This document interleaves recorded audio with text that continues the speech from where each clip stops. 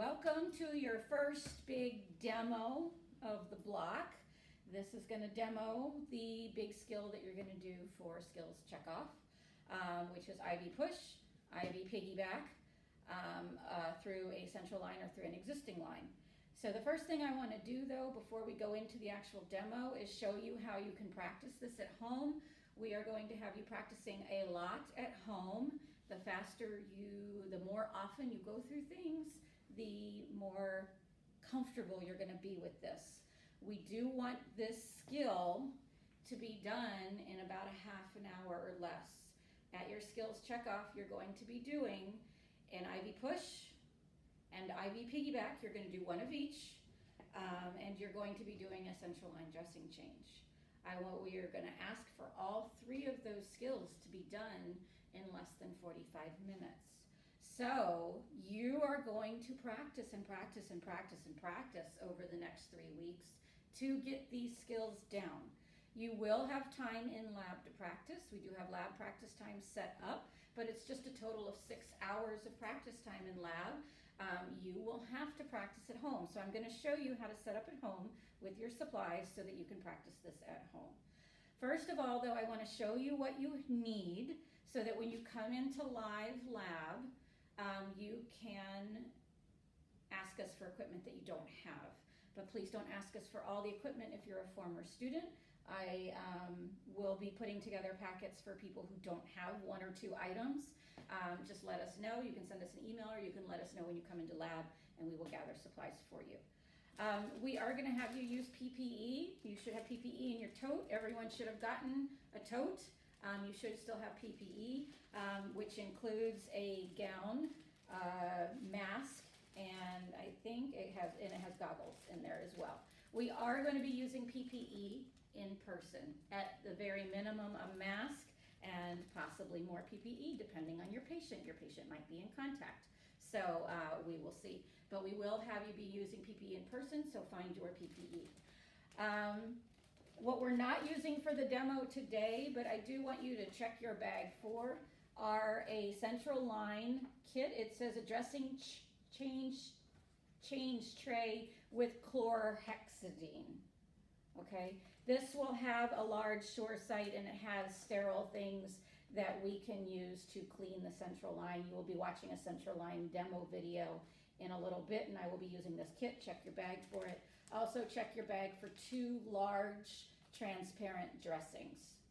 Those are going to be for the central line dressing change. So just put those aside. We're not going to need them for the demo today. What we are going to be using, though, for the rest of your skills is going to be the push piggyback items. So for that, you should have, and you only need 1, but you should have primary IV tubings. The primary IV tubings are called Continue Flow Set.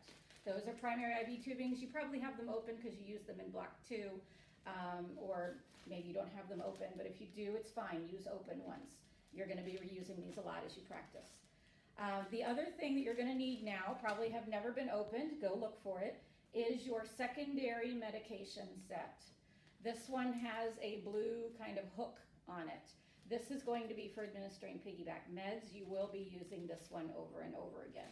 So make sure you have at least 1 primary and 1 secondary IV.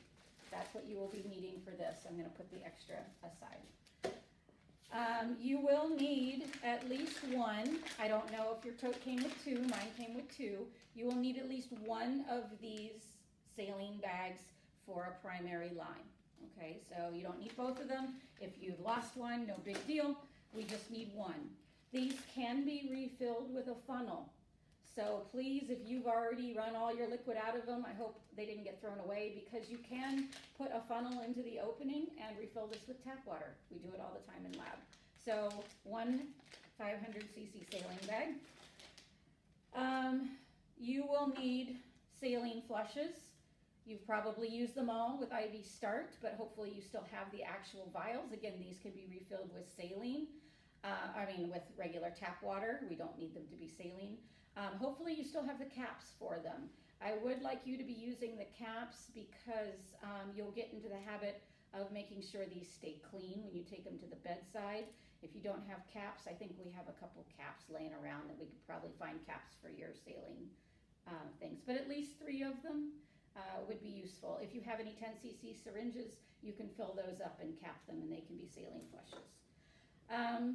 A 30 milliliter vial, this is going to become your meds, all right? I'm gonna show you how to make these into different meds. You could certainly fill this up with water from the sink as well. You just have to pull up water from the sink into a syringe with a needle and push water from the sink into this, but you can keep filling this back up to have a continuous IV medication. So there's these. We also have these little powdered IV medications. We will not be having you mix powders for your skills checkoff, so don't freak out. But what you can do is put 10 cc's of, or 10 milliliters of water into these and mix them up, and they turn into a nice yellow med, which then you can use as a pretend med as well. So you'll actually end up with 3 vials that you can use as medications. The other things we're going to need are probably multiple. You'll only need probably 1 at a time because you're only going to give 1 IV piggyback. But you have a couple of them, and again, these can be refilled with a funnel as well. Normal saline, and I think these are 50 milliliter bags. Yeah, they're all 50 milliliter bags. And so we'll use these to be reconstituting our secondary lines. So I'm just going to keep 1 to the side and put these over there. You should have IV start things. You can see that mine are, I have an ampule here. If you haven't opened an ampule yet, fine, but we're not going to really use an ampule because they're only one-time use. And you should have learned to open those in block 2, hopefully. If not, we'll review with you when you come in live. We have random syringes, so you've got 3 cc syringes, 10 cc syringes, not sure if you have 5 cc syringes, but any syringes that you have are useful. I think I got another 3 here. I've got IV start things. You can see that I reuse mine. I've already put my IVs into a patient here, but I reuse mine by sticking the catheter back on them. If you need new IV start kits, we do have some of those for you. When you come in for your skills checkoff, you will not have to bring your totes. We will have all the items for you, and the IVs will already be put in. So we don't really need these for the demo, but you do need to have an IV started, of course, on your patient. You've got some needles in your bag, so we'll keep those out, and this is just an IV start kit. Again, just make sure that you have enough to get your IV started on your patient. So I'm putting those aside, and this is a J-loop. So really what you're going to need to do this skill, primary and secondary bag, secondary bag, some flushes, some med vials, and some needles and syringes. I do have hand sanitizer over here. If you don't have any hand sanitizer, you can just verbalize, I'm sanitizing my hands. I have hand sanitizer. I do have a couple of these extra IV Tegaderms. Hopefully you still have a few. If not, we can get you some just for starting your IVs at home. Of course, alcohol swabs. You're going to need a lot of alcohol swabs and gloves. So that should be everything that you need for this demo. So all this will now become your med room, and you can put all these things. You can put a table aside in you can use your bathroom counter, whatever you want to use, but make yourself a med room, because I would like you to simulate at home what we're going to be doing, and we're going to have you prepping your meds in a med room. So I'm just taking all these supplies and putting them in my med room here. I'm taking that off. So this is now, I've made a med room with everything that we took out of our kit. And that should be everything you need to do this demo, and you can keep refilling and doing things as much as you want. So we have our little med room. Things that you will not have that we will have to get for you. So other than what is in your kit, again, if you do not have any of these items or you need a few of these items, let us know. We will get them for you. We will also be supplying you with some labels. Unless you had labels in your tote, which I'm not sure if you did. Mine did not come with labels. So we want you to have a couple of labels so when you come into practice, we'll get you a couple of IV labels. These are, you can use anything, but if you want at home, before you get labels from practice, these are just printer return address labels. These work just fine, okay? So go ahead, and I'm just gonna use those today. But we have special labels that go on your secondary bags. We have special labels that can go on syringes. And we've got these little date change labels. So one of the things that we need to look at is how old our IV is. So when we hang IVs, and I think you should have gone over this in block 2, hopefully when you hang a primary IV, you're supposed to label it with the time that it needs to be changed. We'll be labeling our secondary and our primary line with these date change labels, and it's not gonna matter which ones you use in checkoff. We just have a couple of them laying around. So when you come into practice, we can grab a couple labels out of our label bin there. But for the demo, I'm gonna use return address labels so that you can see that you can use those at home. So the other things you need to get ready before we do the demo, have some scratch paper. I'm gonna use the whiteboard. Have some scratch paper to do your med math, and have your computer available for DocuCare. As we spin around, I'm going to take you, I have a MAR. You don't have a fancy MAR at home with a scanner. We will have the scanners available for you to practice in practice lab, and you will be able to use the scanners in your checkoff. So I have the scanners here to show them, but when you're at home practicing, just, beat a loop like it's a scanner. I want you to build it into your workflow though, so you don't forget to do it when you're doing your skills checkoff. Get my computer open. All right, so to get everything that you need, hopefully you've already found all of this and downloaded it. If you're watching this video during lab time and you have not already found this, are you able to see the computer well enough? Okay. In your lab week 1, this is where I have all this information that you can go back and look at it. Everything I went over, what supplies do I need? Click here to find out, is exactly what I just did in the first part of the video. It shows you pictures and a list of all the things that you'll need. So go through and make sure you have those things and let us know if you don't have them. The other thing that you're gonna need for this demo is going to be, go back, on here, where you're watching this video now, hopefully during 9:30, 10 o'clock, but some of you might be watching it earlier. There's going to be a skills checklist. So I have the skills checklist here.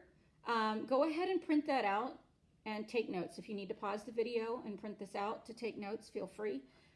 This is basically your checklist. It will talk about med prep and safety checks, which we'll be doing in the med room. And then we will be going through each of these meds and how to give it through an existing line that you already have primary IV fluid up and an IV fluid rate. How to give it through a saline lock. You have no primary fluid order and your IV is just sitting there locked. You want me to bring it down? And we're going to be going through IV push with a maintenance line, and IV push through a saline lock, and then how to basically what we're going to be doing in the checkoff. So that should be on your lab thing.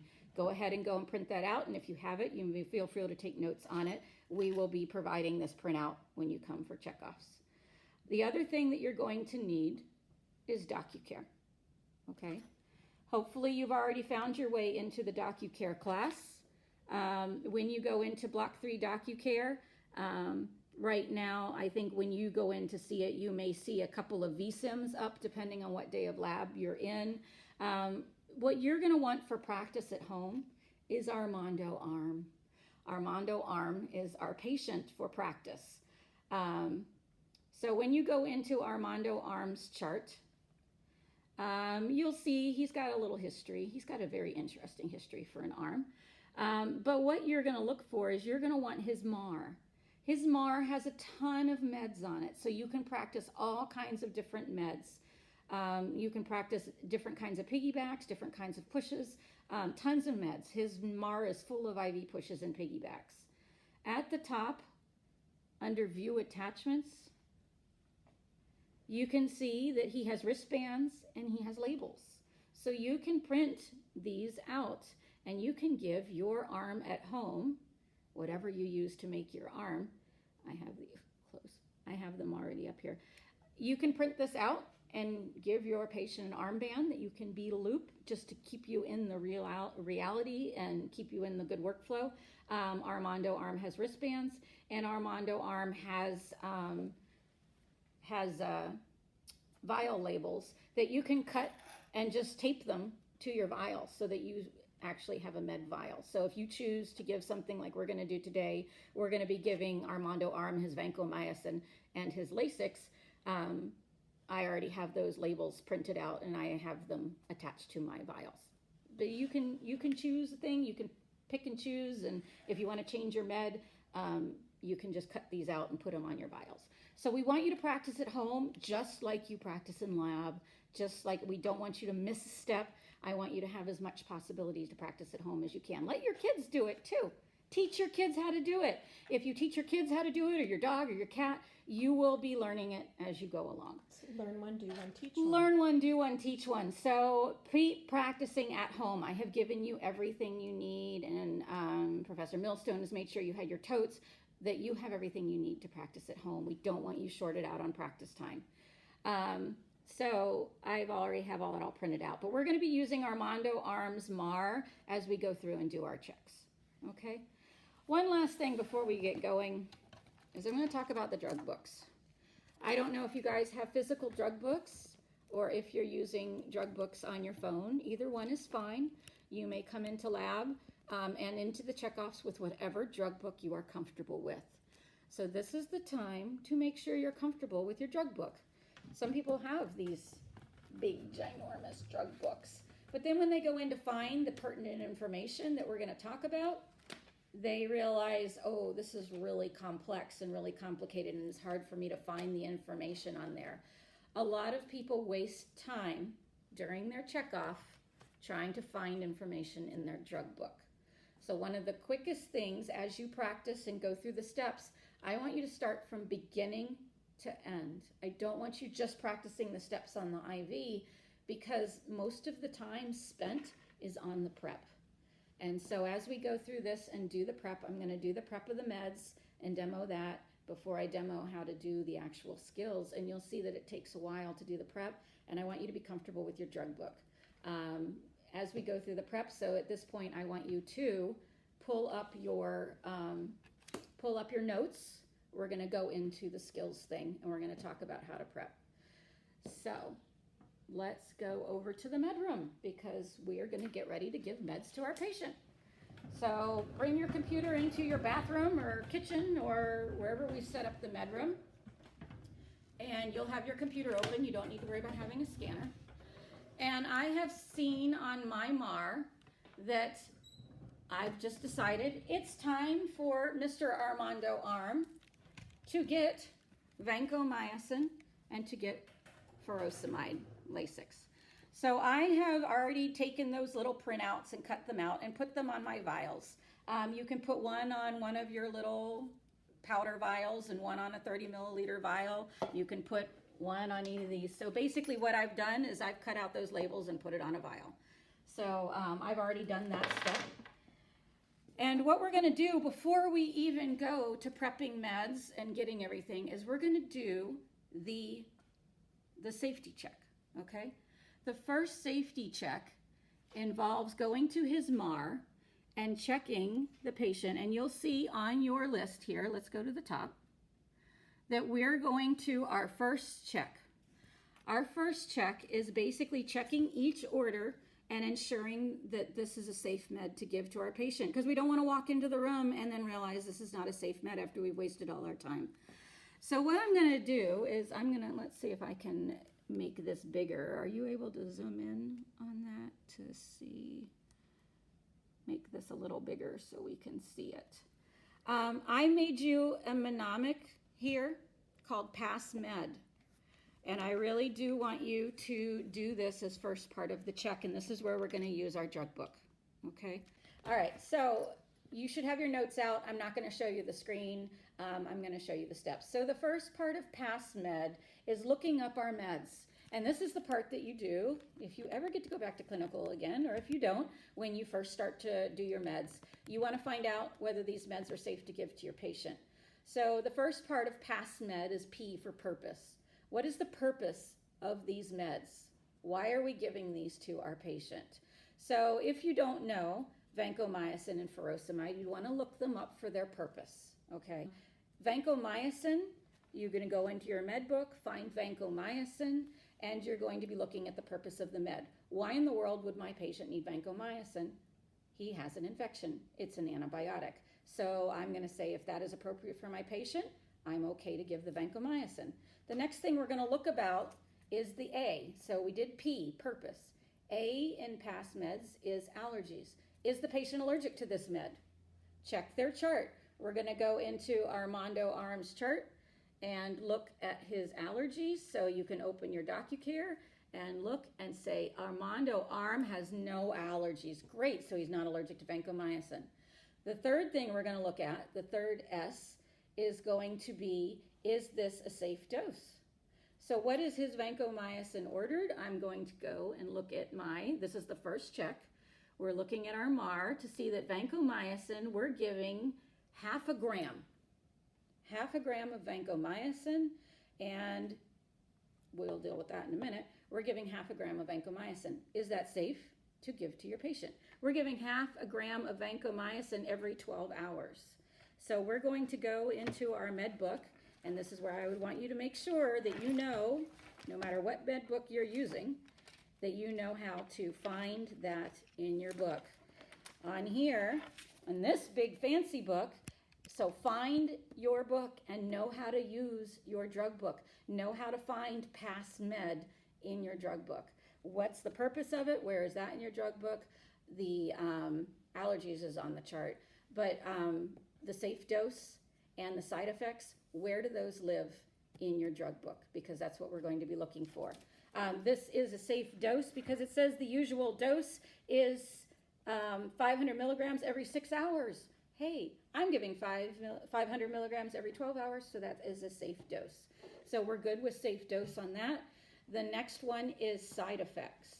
And then the med is the subtext of side effects. Because when you go into side effects, and let me find in here, we've got tons of side effects. Tons and tons and tons. There's just a paragraph of side effects here. So what does that mean for us? That's med. M is what are we monitoring our patient for with vancomycin. So just because there's side effects here doesn't mean we're going to go in and read this to our patient. The side effects of this meds are chills, dizziness, fever, muscular, mascular rashes, pain at the injection site, pruritus, tinnitus, urticaria, anaphylaxis. We're not going to read that to our patient, okay? So we're going to divide these side effects into things we need to monitor for, things we need to educate our patient on, and then the duration, how long we can look at the onset, the peak, and the duration. So that's the D part of the med. What we're monitoring for are assessments and labs for this med, okay? So if their side effect says that they have possibility of renal failure, or they have a possibility of increased white blood cell count, or decreased white blood cell count, what labs do we need to monitor around this med? As we go through here, you will find that some of these things have drug lab sections. They have all kinds of different sections here that you're like, well, I don't know. It wasn't listed in side effects that I need to do that. You may have to go to other sections in your things to find out what to monitor. But what we're looking for are usually vital signs, assessments, or labs that we need to monitor around the med. With vancomycin, I see on here that I need to get a vancomycin peak and trough level. So that might be something that I need to see, is it time for a peak and trough level around my vancomycin? I can see here that one of the interactions, it is nephrotoxic, meaning it's dangerous to our kidney. So I would want to watch my kidney labs, which would be BUN and creatinine. So you can see that when we read through about our meds, we find out, oh, we need to monitor things. I don't need to tell the patient that it could be nephrotoxic. That's my job, is to monitor the safety of this med. So with vancomycin in the med, I'm looking at, I don't really need to monitor any vital signs around this from what I have read on here. I do need to monitor lab work. I need to monitor the kidney labs, and I need to monitor the vanco peak and trough. I do need to monitor under side effects. It says anaphylaxis. I'm going to monitor for that. I can certainly tell the patient, oh yes, you might have an anaphylactic shock. Or I could not scare the patient and just know that I need to monitor for these things. So as you go through the side effect, chills, dizziness, fever, rashes, pain at injection site, tinnitus, anaphylaxis, these are things that we're going to write down, and we're going to put them into two categories, either M or E. Do I need to monitor it, or do I need to educate the patient to monitor for it? So things like chills, dizziness, pain at the injection site, I'm going to put that under E, to educate the patient. I want the patient to tell me if they're having chills, dizziness. I can't assess for that. They have to tell me. So I'm giving you your vancomycin. I'd like for you to tell me if you're having any new chills, anything dizzy, if you feel any shortness of breath, or if you feel any pain at the injection site. You've educated your patient on the med, and you've also helped them help you monitor your patient. For me, for monitoring, I'm going to be monitoring for rashes. I'm going to be also monitoring for shortness of breath, hoarse voice, any signs of wheezing, things like that, that I'm going to be looking for anaphylaxis on it. So as you go through these meds, that's how I want you to take your side effects and all the things that go around these meds and categorize it. Is it something we need to monitor? Is it something you need to educate your patient on?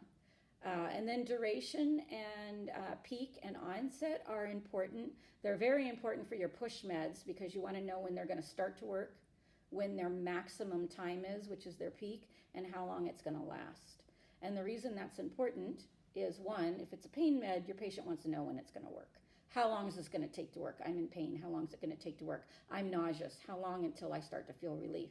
But for you, your onset and your peak are when you're going to be watching for side effects, okay? When the onset of the med is when the side effects could happen. The peak of the med is when the side effect is most potent, and then the duration is how long it's going to last. So that's when our monitoring is going to happen, and that's when it's really important. Let's say we're going to give a blood pressure med. What are we monitoring around a blood pressure med? A blood pressure med, we're going to be monitoring the heart rate and the blood pressure. When do we monitor that? At the onset and the peak, because we want to know what our blood pressure is prior to. We want to know what our blood pressure is when that med is most potent. So when we give metoprolol, if it's oral, it takes about an hour to reach its peak. If it's an extended release, it might take 3 hours to reach its peak. That's when we want to recheck our blood pressure. When we give insulin, we ask when's the peak of the insulin, because that's when you recheck your blood sugar. The onset, peak, and duration are very important for you to know to help you monitor appropriately. And it will also help you know when you need to go back into that room and assess your meds. If you're giving pain meds, you would want to go back in during the peak of the med to find out, did it work? If at the peak of the med they're not getting pain relief, the medication did not work. So the med, I put it under side effects, but there's a lot of things to look at. Monitoring, educating your patient, and duration, because it's so important to check those assessments around the time. So I do want you to get very good at looking up past med. By the time you're done with this, you're going to be giving 2 meds during your checkoff. And I've told you that I want you to do this all in 30 minutes. So I think it should be that you can look up a med and get it all written down and ready to go, just like in clinical, or just when you're starting to work. You guys are going into block 3, you got a year left before you're out there working. If it's taking you 40 minutes to look up your meds, we've got an issue. So I want you practicing that med lookup, and maybe just try all of Armando's meds, look them up. Try to get that past med piece done in about 10 minutes or so. So I've looked up my vancomycin. Its purpose is okay. He's got an infection. I checked that on his chart. He has no allergies. We're good. It's a safe dose. I found where to find that. It's a safe dose. The side effects, I've already categorized them. I will be monitoring my kidney labs. I will be monitoring my vanco peak trough. I will be monitoring for any rashes, any anaphylaxis. I'm going to tell my patient to monitor for any kind of chills, dizziness, pain at the injection site, shortness of breath, wheezing, ringing in the ears. I'm going to educate my patient on that. Make it short. They don't want to hear an essay. Make it short. I recommend going through, and when you're looking at these side effects, most of the drug books bold some side effects or tell you major or most common. Stick to those for your patient education, okay? And then we are going to know the peak and the onset of this med. It says onset is immediate, and it says peak is an hour, and then duration, it lasts for a couple of hours. So that just means that any signs or symptoms, like a rash, whatever, could happen anywhere in that time, but it's most potent within the first hour of giving it. So that's when we're most likely to see our anaphylactic reaction. So that's what I've done my pass for the vancomycin. So I've done my first check for the vancomycin, and then I'm going to go ahead and do the same pass for my furosemide. So I'm going to look at Armando's chart again, find the furosemide, and that is 20 milligrams IV Q12 hours. So I'm going to go to furosemide in my book and do pass. And remember, if you do pass med, you're ready for your med passes. It's exactly what your instructors want you to know. You know, I wrote it. I'm an instructor. It's what I want to know. So we're going to go to furosemide at this point, and I have found my furosemide. It is Lasix. What's the purpose of Lasix? It is a diuretic. Yay! So, hey, maybe Armando's a little swollen. I don't know, he's an arm. I don't know how they figured it out. But, okay, it's a diuretic. I would want to make sure that's appropriate for my patient. Does he need a diuretic? So we'll go into that in class about all these things, but just make sure the purpose is appropriate for your patient. For Armando, all of the meds are appropriate. But it's a diuretic. Does he have allergies? I checked his chart. He has no allergies to anything, so great. I'm good to give the furosemide there. Safe dose. It says the usual dose, edema, 20 to 40 milligrams. May repeat it in 2 hours. So 20 milligrams every 12 hours is a safe dose. So I've done my safe dose. And now we're going to side effects and what we're going to monitor. And I'm going into side effects, precautions. You can read precautions, drug lab interaction, side effects. That's all part of med, of past med. So we're going through precautions. Don't use in coma, cirrhosis. So that's something that we can be monitoring for, making sure your patient doesn't have cirrhosis, coma. Drug lab interactions that this is nephrotoxic. That's interesting. It's a diuretic. It makes us pee, but it's nephrotoxic. So maybe we should check if it's nephrotoxic. We should check those kidney labs. This book doesn't say exactly what labs to check.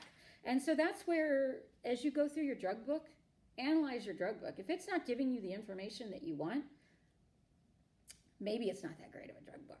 This one does have a nice monitor section, so I'm happy with this drug book. It tells me to monitor BP frequently. Great, writing that under monitor. BP may precipitate excessive diuresis with water and electrolyte depletion. Watch urine output. Watch electrolytes. It's right here in the book. May increase blood glucose. Check glucose. Monitor for other signs and symptoms of fluid or electrolyte imbalance. Well, we said dryness of mouth. Okay. Drowsiness, lethargy, muscle cramps. That might be something that I might tell my patient. Let me get that under education. Let me know if you're having a dry mouth or less urine output. Or maybe I could monitor that if they have a Foley. We're putting these in the sections depending on what we're monitoring. But if I'm telling the patient to monitor for it, it's going under patient education. So that's something that we're going to be doing we're doing our M and our E as we go through here. Side effects, anemia or anorexia, blurring of vision. I'm going to not read this whole entire paragraph. I'm going to go to the major ones. Blood volume reduction, circulatory collapse, dehydration, diuresis. Well, we've already kind of asked, we already looked at those and said we're going to ask him if he's getting a dry mouth or using the bathroom excessively or stopped using the bathroom after we give it. We're monitoring his urine output. We wrote those things all down under our monitoring and our patient education. And now we need to know the duration of it and how long it lasts. Let me find that. I'm trying to find that in here. Indications, actions. Maybe this one doesn't say. Dilution, dose adjustments, compatibility. I found a weakness. I don't see the peak and the onset and the duration in here. So if you do not have peak, onset, and duration in your drug book, maybe you either need a secondary source or you need a different drug book. Because I want to know, how long is this going to take to work? When am I going to start to see urine output coming out? How long is this going to last? How am I supposed to know how long this furosemide is going to be in the system? I may not be looking at this close enough, but I want you to look at your drug book and take a little bit more time and spend your time looking for your drug book for PassMed. If your drug book does not address all the issues of PassMed, look for a secondary source, maybe something online or something that's going to help you get these answers. And I'm reading this super close and didn't look ahead, so I might be missing it somewhere in this drug book, but I don't need to find it. So that means I need to find this in my drug book, and that's going to be in the same place every drug in this drug book. So I've done PassMed for both of these. Just from experience, I know duration of this. It's almost 15, 20 minutes before you start to see pee, and it lasts about 3-4 hours. So I know the duration of it, but you don't know the duration, so I want you to make sure you have that in your drug book. So we've done our first check. You can see I was talking that through, and it took a while, right? So I want you guys to practice getting that PassMed down so that you can do that quickly, so that you can get those 2 meds kind of written up and ready to go. And that will help you if you ever do, when we do get back to clinical, you're in the ER or you're in the critical care unit or you're on a med surg unit and they're like, oh, we need to give morphine and Zofran right away. You can do that PassMed right away and your instructor can come down and you can be ready to go. It's a great skill to know, and it's going to help you when you're a nurse. So PassMed first check, we've done that. We've checked with the chart, we've checked their allergies, we've checked all that. So we've gotten our meds. The second check is with the MAR, where we actually take this to the MAR and make sure that we have the right med going with the MAR. So we're looking vancomycin. So we're going to actually compare this to the MAR in here. And now we're going to do med math. Yay! So we have to figure out how we're going to give this to the patient. We're not going to take these in there and just shoot them in. We need to figure out what amount do we pull from the vial, and if we need to dilute it into a piggyback, or if we're just going to take it in there and push it, or what rate of administration are we going to push it or deliver it through the piggyback. So we have our vancomycin. It's time for the med math. We are giving, and we're going to still need our drug book for this. Yay. So our vancomycin, let me find my vancomycin again. This is where we are going to look at under, it's going to say dilution. It's going to say where is it? Now this is where we've had a lot of issues with drug books. Is what do we do when we pull it out of the vial? So let's do our first step first. Our first step's real easy. What are we going to pull out of the vial? Med math. Hopefully you guys already went through your drug worksheet and you're comfortable with med math, but we're going to have the MAR in front of us here, and our right dose for this patient is 0.5 grams. And it's Q12 hours, but we're just giving 1 dose. So we're going to give 0.5 grams. This is what we desire. That's what our order is. And what do we have? We have 1 gram in 10 milliliters. So we desire we have 1 gram in 10 milliliters. So desired over have times the volume, right? We multiply that out, and we're going to pull out 5 milliliters. Is that math correct? I just need somebody to verify my math. Yay. Usually I have you guys in the room verify my math. So we're going to pull out 5 milliliters from the vial.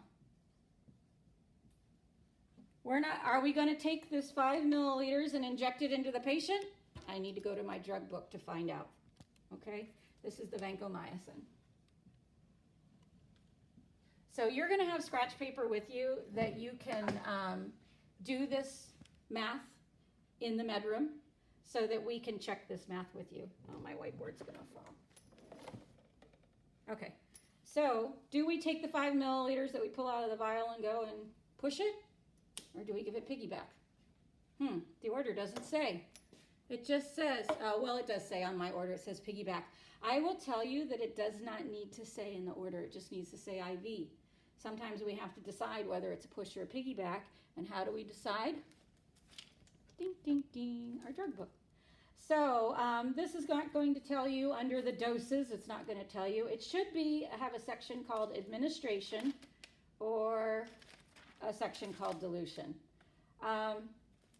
This says rate of administration, a single dose properly diluted, which of course we want to do, concentration of no more than 5 milligrams per milliliter at a rate not to exceed 10 milligrams per minute or 60 minutes, whatever is longer. Dang. Now, okay, we've got to figure this out, right? This is a conundrum. All right. Find a drug book that tells you what to do with it. Most nursing-friendly drug books say mix this in 50 to 100 milliliters. It will tell you what to do with it. A drug book that is not as nursing-friendly is going to make us do math. So if you have a not as nursing-friendly drug book, if you looked up vancomycin and it said mix in at least 100 to 250, that's a good drug book right there. But this says a single dose properly diluted, no more than 5 milligrams per milliliter. All right, so we figured out 500 milligrams. So we're going to set it up now, a new desired over have, or I can show you dimensionally if you want. I'm not sure if people are desired over have people or dimensional people. I'll show you both ways. Desired over have, we desire 500 milligrams in this dose. We've already figured that out from all of this.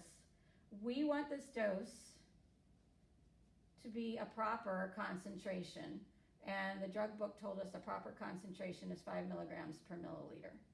So we just need to multiply that out to figure out that we want this to go into 100 milliliters to be that concentration.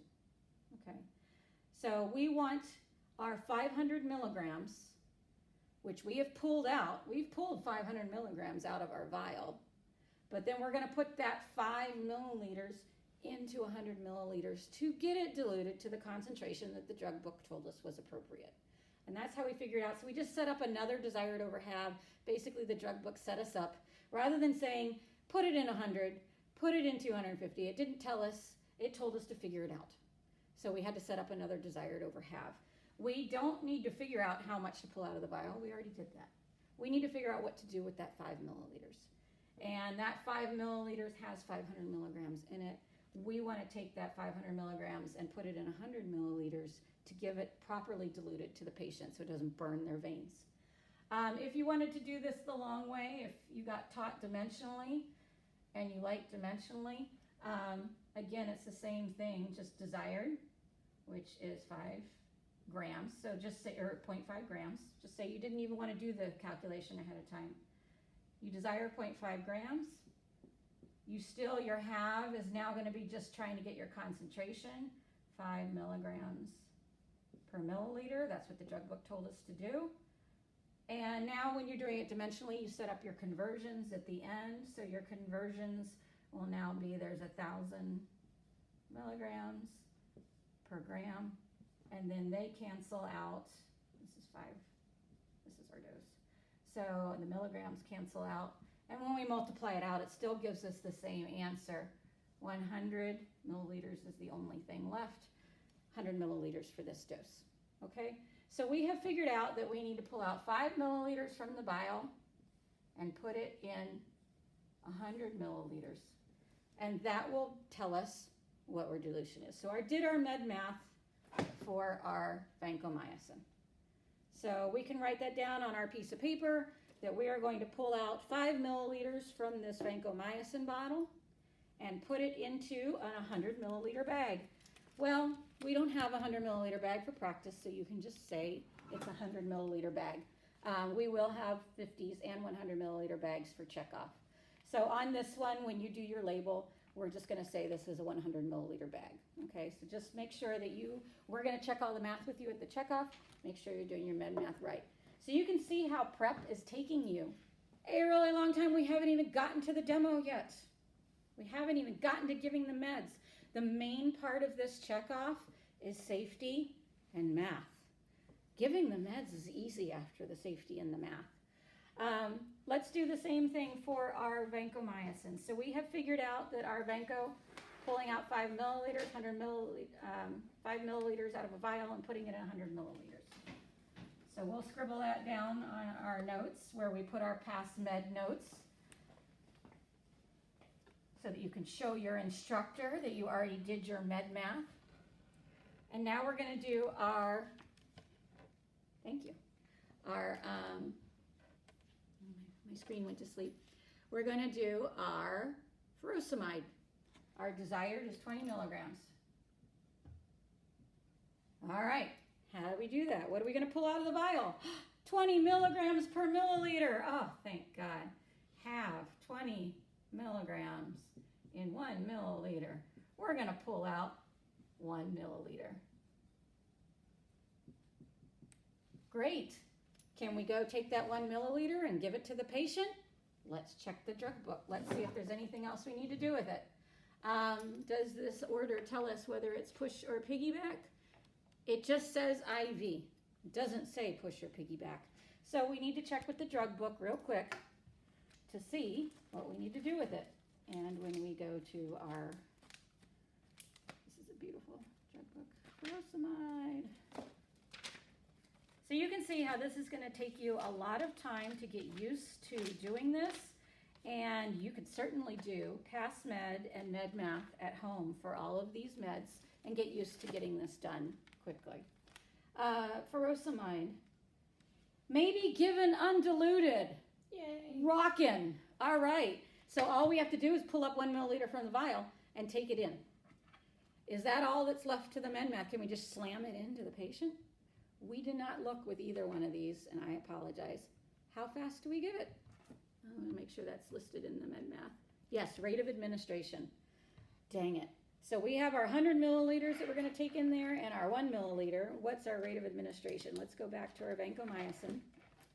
Hope you guys all wrote down on your notes. And so see, this is where getting yourself put together saves you time. Vancomycin, how fast are we going to give that? Vancomycin, dilution, value, where's dose? Rate of administration.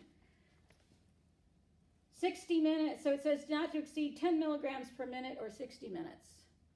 So we're giving 500 milligrams. 10 milligrams a minute would be 50 minutes. So let's just give it over an hour. We're going to give that over an hour. So our vancomycin, that 100 bag that we're taking in, we're going to give that over an hour. And then our furosemide, that one says may be given undiluted. How fast? Rate of administration, each 40 milligrams or fraction thereof should be given over 1 to 2 minutes. Okay, so this 1 milliliter from the vial, we're going to give over 1 to 2 minutes. That one was easy. Great. That was our Lasix, our furosemide. Let's go back to our Vanco here. And we knew we were going to pull 5 milliliters from the vial. And we're going to put it in a 100 milliliter bag and give over 60 minutes. If we have a pump, that's great. It's 100 milliliters over 60 minutes. That's going to be 100 milliliters an hour. Very easy to do. But now we're going to have to figure out, because guess what Coyote Hospital and Checkoff Lab does not have? We don't have pumps. Oh no! Why don't we have pumps? We donated them all to the hospital for COVID and they're gone. So, actually, that's not true. We do have pumps, but we're going to have you do drip factor to get you comfortable with this. So, we're going to give this 100 milliliter bag over 60 minutes. So, we have 100 milliliters to give over 60 minutes. So, it is a desired over half concentration, but what are we multiplying by? Our drop factor. And we are looking at the drop factor is found on our bags here. And this says 10 drops per milliliter. So we can fill this into the thing times 10 drops per milliliter. So we have 100 milliliters to give over 60 minutes at 10 drops per milliliter. So how fast do we give it? Oh, I don't have a calculator. What a nurse. Let me grab my calculator. You will be able to use your phones in checkoff if they have your drug book and your calculator on them. Otherwise, we will have drug books and calculators available. 100 divided by 60 times 10. We're giving this at 666. We're going to round. We're going to let you round to the nearest tenth there. 16.7. These cancel out. Drops per minute.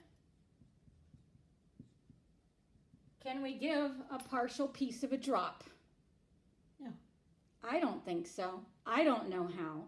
So we are always going to use standard rounding rules, which is 0.5 and above rounds up, 0.4 and below rounds down. Okay, so this will round up to 17 drops per minute because I'm not calculating half a drop. I'm just not watching that. 17 drops per minute. Now you can stand there for a whole minute and time out your drops to 17 drops per minute. Or you can make it easy on yourself and divide this by either 4 or 6. And what is that going to tell you? It's going to tell you, if you divide this by 4, you're dividing your minute into 4 increments, which is 15 seconds each. If you divide it by 6, it's dividing your minute into 6 increments, which is 10 seconds each. I don't want to stand at that pump for more than 10 seconds at a time to try and figure it out. So I'm going to divide this by 6.